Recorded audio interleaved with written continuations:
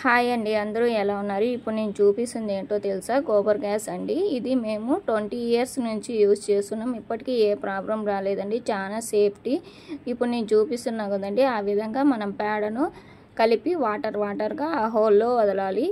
ఆ హోల్లో వదిలిన తర్వాత మనం పేడని ఇప్పుడు నేను ఒక పైప్ లైన్ చూపిస్తా చూడండి. ఈ పైప్ ఉంది కదండి, దీన్ని ఆ హోల్లో నుంచి సెట్ చేసి ఆ పైప్లో మనకి గ్యాస్ అనేది వెళ్తుందండి. పేడ కలిపిన తర్వాత ఒకవేళ మనము గ్యాస్ యూజ్ చేయలేదంటే ఇప్పుడు నేను చూపించిన హోల్ నుంచి పేడ మొత్తం బయట వచ్చేస్తుందండి. ఈ విధంగా ఇప్పుడు నేను స్టవ్ వెలిగించి చూపిస్తా చూడండి.